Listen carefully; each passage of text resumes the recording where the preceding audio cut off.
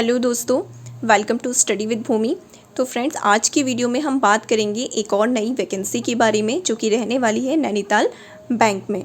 तो नैनीताल बैंक में various post पर ये वैकेंसी निकली हुई है। तो क्या क्या इसमें पोस्ट रहने वाली है, क्या इसकी एजुकेशन क्वालिफिकेशन रहेगी, क्या इसमें एज लिमिट रहने वाली है, इन सारी ही और क्या इसमें फ़ीस रहने वाली है, इन सारी ही बातों को हम आज की वीडियो में डिस्कस करेंगे।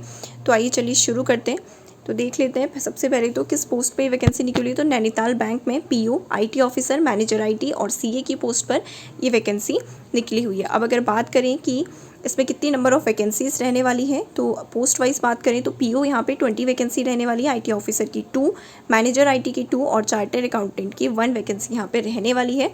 और यहाँ पे एज लिमिट भी आपको दे रखी है कि मिनिमम और मैक्सिमम यहाँ पे क्या एज लिमिट रहने वाली है। तो अगर एज लिमिट की बात करें तो पीओ के लिए 21 से 32, आईटी ऑफिसर के लिए 21 से 32, मैनेजर आईटी के लिए 25 मिनिमम एंड 35 मैक्सिमम, और ऐसे ही चार्टेड अकाउंटेंट के लिए मिनिमम 25 और मैक्सिमम 40 ईयर आपकी एज रहने वाली है। अब अगर हम बात करें एजुकेशन क्वालिफिकेशन की कि कौन कौन से कैंडिडेट इस फॉर्म को फिल कर सकते हैं, तो देख लेते हैं। अगर हम पहले बात करें पीओ की, तो पीओ के लिए जिन भी कैंडिडेट्स ने, जिन भी स्टूडेंट्स ने यहाँ पे ग्रेजुएशन किया हुआ है या पोस्ट ग्रेजुएशन किया हुआ है, तो 50% मार्क्स के साथ आपके पास ग्रेजुएशन या पोस्ट ग्रेजुएशन की डिग्री होनी चाहिए। और अगर इसके साथ ही किसी के पास एक्सपीरियंस है 1 and 2 ईयर्स का बैंकिंग, फाइनेंशियल इंस्टीट्यूशंस, NBFCS में, तो उन कैंडिडेट्स को यहाँ पे प्रेफरेंस दी जाएगी। इसके बाद अगर हम बात करें आईटी ऑफिसर की पोस्ट के बारे में, तो इसमें क्या एजुकेशन क्वालिफिकेशन रहने वाली है। इसमें graduate in computer science, information technology, cyber security, electronics and telecommunication, electronics and instrumentation में आप 60% मार्क्स के साथ यहाँ पे डिग्री आपके पास होनी चाहिए। 60% यहाँ पे आपकी परसेंटेज उसमें होनी चाहिए। और ऐसे ही पोस्ट ग्रेजुएशन में भी सेम ही है। इन सब में आपके पास अगर डिग्री है 60% मार्क्स के साथ, अगर आपने ये डिग्री प्राप्त की है, तो आप यहाँ पर इस फॉर्म को फिल कर सकते हैं। इस पोस्ट के लिए आप अप्लाई कर सकते हैं। और इसके साथ ही अगर आपके पास एक्सपीरियंस है, यहाँ पर आप देख पा रहे हैं work experience in bank, FI related project, तो उसे भी आप यहाँ पे लगा सकते हैं। इसके बाद अगर हम बात करें नेक्स्ट के बारे में, तो नेक्स्ट रहने वाली है मैनेजर आईटी की पोस्ट। तो इसमें क्या आपकी एजुकेशन क्वालिफिकेशन रहने वाली है। इसमें अगर आपके पास 4 ईयर इंजीनियरिंग की यहाँ पे डिग्री है, जो कि आपकी कंप्यूटर साइंस में हो, या फिर computer application, information technology, electronics and telecommunication, electronics and communication और इलेक्ट्रॉनिक्स और इंस्ट्रूमेंटेशन में अगर आपके पास डिग्री या पोस्ट ग्रेजुएट डिग्री यहाँ पे है 60% मार्क्स के साथ, तो आप मैनेजर आईटी के लिए, आईटी मैनेजर के लिए यहाँ पे अप्लाई कर सकते हैं। और यहाँ पे एक मैंडेटरी भी आपको दिया हुआ है कि 2 year as an IT officer in a bank और फाइनेंशियल इंस्टीट्यूशन। तो 2 ईयर का एक्सपीरियंस यहाँ पे मांगा गया है। आपने वर्क किया हो बैंक में या फिर कोई फाइनेंशियल इंस्टीट्यूशन में आईटी ऑफिसर के रूप में। और साथ ही यहाँ पे अदर भी दिया हुआ है, तो ये भी आप देख सकते हैं। अगर आपके पास ये वाला भी एक्सपीरियंस है, तो आप यहाँ पे इसको भी फिल कर सकते हैं। उसके बाद अगर हम बात करें सीए की, तो सीए में क्या रहने वाली है। तो candidate should be associate chartered accountant. तो यहाँ पे आपके पास FCA, fellow chartered accountant, FCA from institute of chartered accountant of India, ICAI, ये वाली आपके पास डिग्री हो। और साथ में आपके पास 2 ईयर पोस्ट प्रोफेशनल क्वालिफिकेशन होनी चाहिए।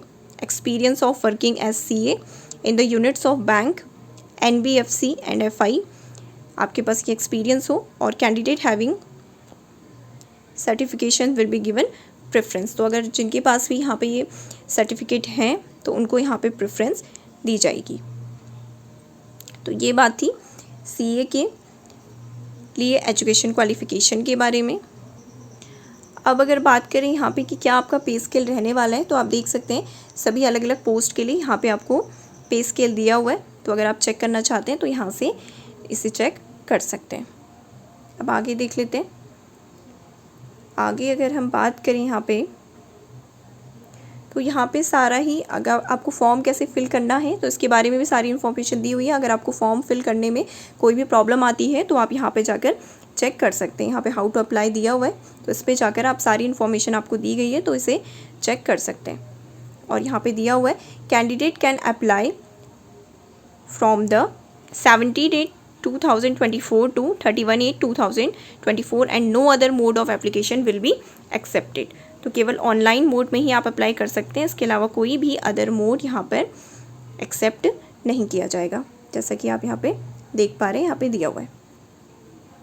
और यहाँ पे रजिस्ट्रेशन के लिए भी आपको इंपॉर्टेंट पॉइंट दिए गए, तो आप इन्हें देख सकते हैं। और क्या आपका फ़ोटोग्राफ का साइज़ रहेगा और सिग्नेचर कैसे रहेंगे, ये सारी इन्फॉर्मेशन यहाँ पे दे रखी है। अगर आपको कोई भी प्रॉब्लम होती है तो आप यहाँ से इन इंस्ट्रक्शन को रीड कर सकते हैं। और अगर आप फ़ीस की बात करें तो फ़ीस की भी आपकी लास्ट डेट जो है वो 31 अगस्त ही रहने वाली है। तो फ़ीस यहाँ पे रहने वाली है 1500। तो सारी ही कैटेगरी के लिए यहाँ पे जो फ़ीस है वो 1500 ही रहने वाली है। अब अगर हम बात करें, आगे देख लेते हैं। और यहाँ पे अब एग्ज़ाम सेंटर की अगर बात करें तो यहाँ पे choice of centre of examination आपको दे रखा है, तो आप जो भी सेंटर को चूज़ करना चाहते हैं यहाँ से चूज़ कर सकते हैं। और जो भी आपको जिसको भी प्रेफरेंस देनी है आप यहाँ से सेलेक्ट कर सकते हैं। तो 10 यहाँ पे आपको सेंटर्स यहाँ पे दिए हुए हैं, जो हल्द्वानी, देहरादून, रुड़की, बरेली, मेरठ, मुरादाबाद, लखनऊ, जयपुर, दिल्ली और अम्बाला हरियाणा में रहने वाले। Candidate will have to choose any one centre of their preference. तो अपनी प्रेफरेंस के हिसाब से आप कोई भी एक जो सेंटर है वो उसे चूज़ यहाँ पर कर सकते हैं। अब ये तो बात हो गई एज, क्वालिफ़िकेशन के बारे में, फ़ीस के बारे में। अगर हम बात करें कि अब क्या इसमें सिलेबस रहने वाला है, तो एक बार सिलेबस देख लेते हैं अलग अलग पोस्ट के लिए यहाँ पे। तो पीओ का, अगर हम पीओ के सिलेबस की बात करें तो ये रहा पीओ का सिलेबस। इसमें आपकी जो रीजनिंग है 40 मार्क्स की यहाँ पे रीजनिंग के क्वेश्चन आपके रहने वाले हैं। इंग्लिश लैंग्वेज के 40 क्वेश्चन आपके रहेंगे। इसके साथ ही जनरल अवेयरनेस के 40 क्वेश्चन आपके यहाँ पे रहेंगे। कंप्यूटर नॉलेज के 40 क्वेश्चन यहाँ पे आपको देखने को मिलेंगे। और क्वांटिटेटिव एप्टीट्यूड के भी यहाँ पे 40 क्वेश्चन रहने वाले हैं। तो टोटल 200 मार्क्स का आपका ये पेपर होगा, जिसमें पर सेक्शन के लिए आपको अलग अलग टाइम भी अलॉट किया जाता है। तो अलग अलग सेक्शन के लिए आपका क्या टाइम ड्यूरेशन रहेगा आप देख सकते हैं। रीजनिंग के लिए आपको 35 मिनट्स का समय दिया जाएगा, इंग्लिश लैंग्वेज के लिए 25 मिनट्स, जनरल अवेयरनेस के लिए आपको यहाँ पे 20 मिनट्स का टाइम दिया जाएगा। इसके साथ ही कंप्यूटर नॉलेज के लिए भी 20 मिनट्स का यहाँ पे समय आपको दिया जाएगा। और क्वांटिटेटिव एप्टीट्यूड के लिए यहाँ पे आपको 35 मिनट्स का समय दिया जाएगा। तो टोटल 145 मिनट्स का आपका ये एग्ज़ाम पेपर रहने वाला है, जिसमें कि आपके 200 क्वेश्चन रहने वाले हैं। तो ये था पीओ का सिलेबस। अब देख लेते हैं जो आईटी मैनेजर और चार्टर्ड अकाउंटेंट है उसके लिए यहाँ पे क्या सिलेबस रहने वाला है। तो यहाँ पे आप देख पा रहे हैं, यहाँ पे भी आपका 200 नंबर का पेपर रहने वाले हैं। 145 मिनट्स का ही यहाँ पर भी आपको समय दिया जाएगा। रीजनिंग के 40 क्वेश्चन, इंग्लिश लैंग्वेज के 40, जनरल अवेयरनेस के 40, प्रोफेशनल नॉलेज के 40 और क्वांटिटेटिव एप्टीट्यूड के 40 क्वेश्चंस आपके रहने वाले हैं, जिसके लिए अलग अलग आपको टाइम अलॉट भी किया जाएगा। तो पर सेक्शन के लिए आप देख सकते हैं कि कितनी टाइम ड्यूरेशन आपको वहाँ पे मिलने वाली है। तो ये रहा आपका सिलेबस। तो ये थी इम्पॉर्टेंट डिटेल्स नैनीताल बैंक में जो वैकेंसी निकली हुई है वेरियस पोस्ट पे।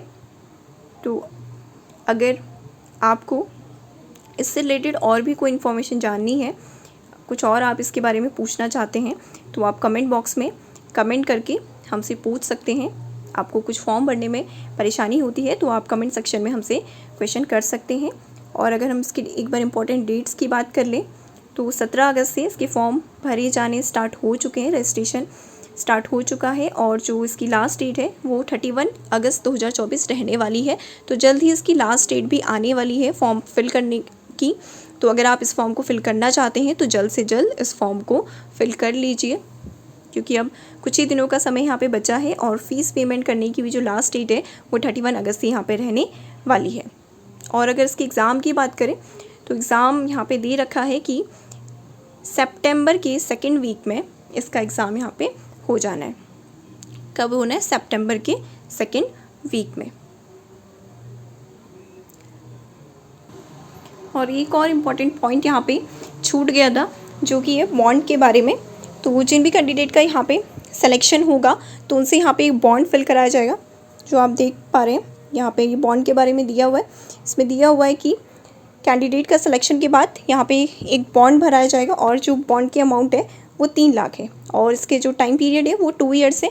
और 2 ईयर से पहले अगर कोई इस बॉन्ड को तोड़ता है या फिर जॉब से रिज़ाइन करता है तो उसको ये जो फ़ी है वो, ये जो अमाउंट है वो वहाँ पे सबमिट करनी होगी। तो ये बॉन्ड के बारे में डिटेल है और यहाँ पे दिया भी हुआ है कि जो बॉन्ड के बारे में डिटेल है आप इसे अच्छी तरह से रीड कर लें। तो 3 लाख का यहाँ पे बॉन्ड रहने वाला है, जो कि 2 साल का रहने वाला है। तो ये थी सारी डिटेल नैनीताल बैंक वैकेंसी के बारे में।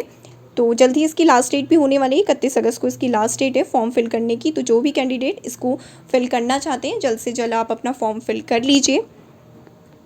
तो ये था आज का update Nainital bank various post पर वैकेंसी के बारे में। Thanks for watching.